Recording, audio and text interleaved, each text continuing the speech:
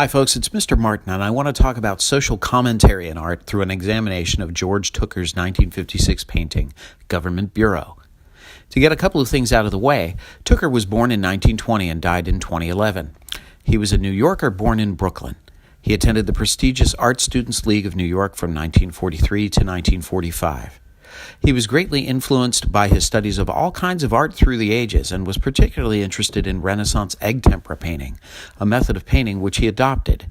Egg tempera is an extremely challenging medium that requires artists to work quickly and get things right the first time. It is extremely difficult to fix mistakes in egg tempera, and so it demands an especially meticulous artist. Painting in the New York area throughout the 40s and 50s, Tooker moved to Vermont in 1960. During this period of his life, he was involved with the civil rights movement, even marching in Selma, Alabama. Over the years, Tooker received many awards for his work. In 2007, he was awarded the National Medal of the Arts by President George W. Bush. This painting, Government Bureau, is probably his most famous. It is in the collection of the Metropolitan Museum of Art in New York City. It is painted in egg tempera and is about 19 5/8 inches tall and 25 5/8 inches wide. The work is stylistically typical of Tooker's political or social work. It is painted realistically, but because of its somber, dull color scheme and the composition in which no one's face is fully visible, the painting appears dreamlike, even nightmare-like. So what is this all about, anyway? Well, you're going to have to get used to the idea that you will never really know. Artists paint what they paint, and that is all the explanation you're likely to get from them. As the musician Elvis Costello once said, "If I could tell you what it meant in other words, I'd have written another song, wouldn't I?" So we'll just have to be content with the idea that all we can do is interpret the meaning of the work. First, let's talk a little bit about composition. We know the tone is pretty bleak. The colors, low angle of the viewer, and the activity going on or not going on shows us that. Tooker was an expert at manipulating the viewer's feelings through composition, and this painting is a masterwork in that regard. Note the low angle of view. This makes one feel powerless. The room is neither dark nor light, but the light we do see has an unhealthy yellowish cast.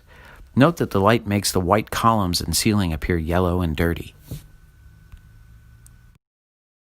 One-point perspective is used to give the room great depth, but because of the crowded placement of the figures and the imposing cubicle walls, we can't see where the people are going. Are they going to sign up for benefits? Is it an interview? A soup line? A slaughterhouse? Could this be hell? We can't tell. What we do know is that it's probably unpleasant and definitely unpleasant getting there. As evidence of that, note that the aisles between the cubicles are so narrow that the figures must turn somewhat sideways to get through. Let's talk about the figures. Notice that all of the figures are repeated in exactly the same pose, with the only variation being colors of their clothes, and even those colors are from a very limited dull palette repeated throughout the painting. And how about those faces glimpsed through the holes in the frosted glass? Notice that they're repeated and their eyes are dark and their skin a sick pallid color.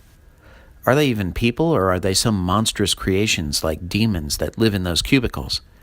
And while we're talking about them, remember that we have no idea what those creatures in line really look like either. Perhaps they're just as monstrous, or worse, totally faceless. Where is this all taking place anyway? We can't really be sure, but it's some sort of institutional setting. I think there are other clues here too. If you look around, you'll note that for the most part, the color scheme is, it's red, white, and blue. There's another hint too. If you look quickly at the fingers and the keyboard machines that are glimpsed through the cubicle glass, you might be surprised to see that they can look, just for a moment, like a draped American flag. It's said that Tooker was inspired to paint this after an extremely frustrating visit to the New York City Building Department, and that he painted it to remind him how never to do his job. Whether or not these stories are true, they certainly convey a sense of frustration, hopelessness, and dissatisfaction with the institution, and the general nature of the style makes it accessible to anyone who has had a frustrating experience battling the status quo.